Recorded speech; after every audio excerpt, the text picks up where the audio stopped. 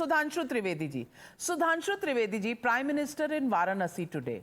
Is this to take stock of what happened in Uttar Pradesh, in Kashi? Is it course correction, or is it once again a message that double engine is right and strong to take on the double barrel guns of Akhilesh and Dimple and Rahul and Priyanka, coming from the first families of Indian politics? Prime Minister Shri Narendra Modi in the last 10 years has gone around 45 times. This is the 46th visit of him to Varanasi.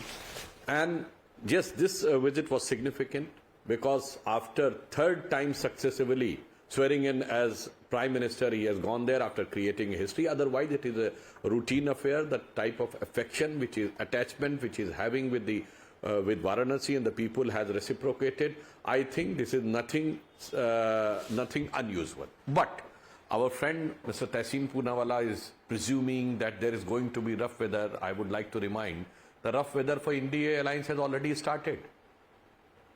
Abhi just 15 days have left after the election results have come. There is a proverb in Hindi, Zumme 4 din. So 4 jumme gujre nahi and Aam Aadmi Party has shed up their ties. They have said that the election alliance was only till Lok Sabha. And recently, just a couple of days back, now Aam Aadmi Party के against में protest कर रहे हैं कांग्रेस वाले. वो मटका वटका लेके फोड़ फाड़ रहे हैं भाई.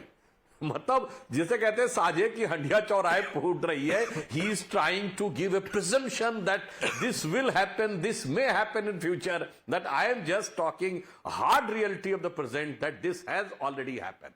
And out of the 232 seats, there are 60 seats which these India Alliance have fought against each other. Still, they are counting all the Punjab seats together, despite the Aam Aadmi Party has broken up the alliance. So this shows the sheer hypocrisy. But giving seat of Wayanad to Priyanka ji, though this is a total internal matter of Congress Party, it is for them to decide. But this is definitely creating history for the first time.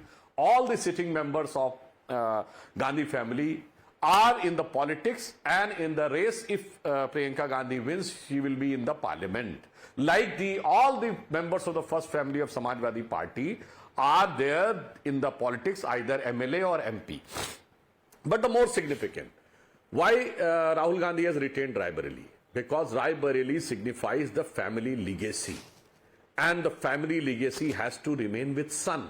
It cannot be remain with Priyanka Gandhi. So if he would have decided to leave Rai Bareli, then the situation could have been, the legacy could have been claimed by Priyanka Gandhi, because the seat signifies Sonia Gandhi and previously Indira Gandhi. Second thing, the lack of confidence which they have. Because in Rai Bareli, MLAs are not of the Congress Party. Most of the MLA, nobody is from Congress Party. Gram Panchayat, they are nil. Jila Panchayat, they are nil. Nagar Palika, they are nil. They have won on the shoulders of Samajwadi Party.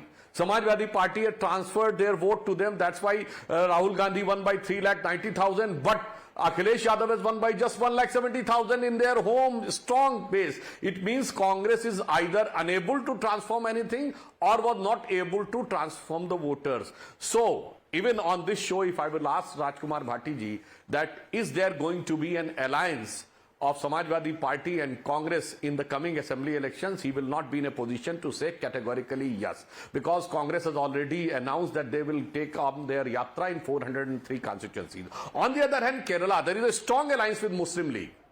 And the demography of Wayanad also suits. They fought election together, Muslim League and Congress, in the previous assembly election, and the coming election they will fight. So there is a lack of trust with Samajwadi Party.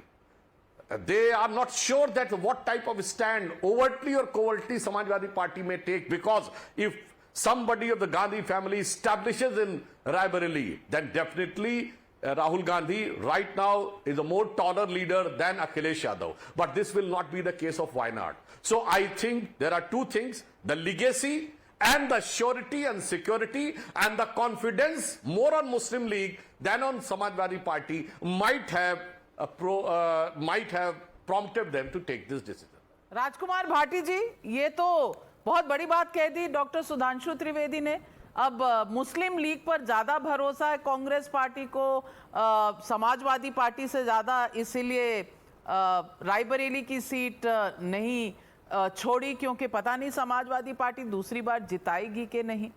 इसका जवाब तो दे दीजिए। क्या थोड़ा थोड़ा कभी खुशी कभी गम, थोड़ा प्यार थोड़ा दुश्वार, क्या इस तरह का कुछ रिलेशनशिप है? एंड 2027 लड़ेंगे क्या कांग्रेस पार्टी? फिर से अलायंस में रहेगी?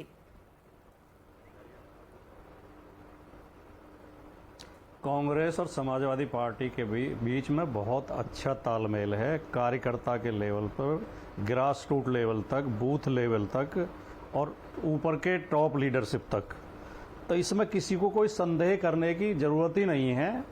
लेकिन भारतीय जनता पार्टी के लोगों की उनकी जिम्मेदारी बनती है कि वो इस तरह के अफवाह फैलाएं, इस तरह के मतभेद पैदा करने की कोशिश करें।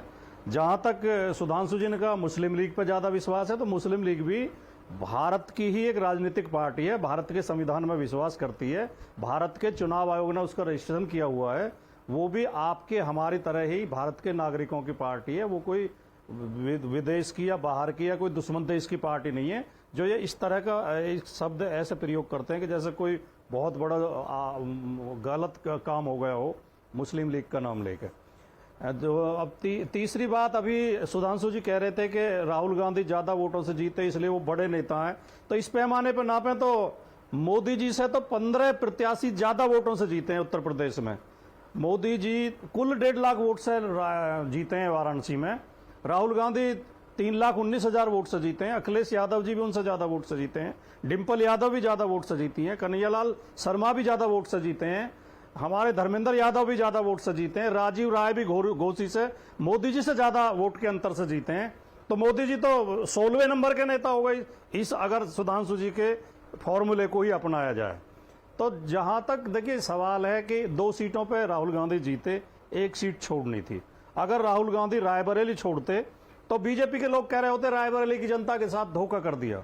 अब उन्होंने वायनाड छोड़ दी तो कह रहे वायनाड की जनता के साथ धोखा कर दिया। भारतीय जनता पार्टी की राजनीतिक संस्कृति है, ये शैली है उनका। वो इसी तरह ये देखते रहते हैं कि कहाँ दोनों तरफ दोनों निर्णय पे वो इसी तरह बोलते, सेम भाषा बोलते। हम बहुत आशान्वित हैं 2027 के चुनाव को लेकर। जिस तरह भारतीय जनता पार्टी में आपस में इनमें गुटबाजी हो रही है, जूतम पैजार हो रही है, इनका झगड़ा सड़कों पर आ गया है। जगह जगह जहां जहां लोकसभा सीट आ रहे हैं एक दूसरे के ऊपर आरोप लगा रहे हैं, चाहे मुजफ्फरनगर का मामला हो, चाहे आपका सलेमपुर में आपने देखा, सलेमपुर में इनके रविंद्र कुशवाहा चुनाव हारे हैं तो वो योगी मंत्रिमंडल की एक मंत्री के ऊपर आरोप लगा रहे हैं कि उसने मुझे हरवा दिया।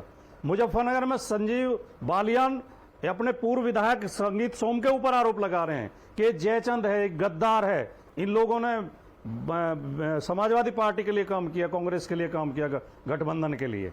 और इनके नेता कह रहे हैं कि हमें लोकदल अगर हमारे साथ ना आया होता तो हम मुजफ्फरनगर जीत जाते। लोकदल के गठबंधन में आने से हमें नुकसान हुआ।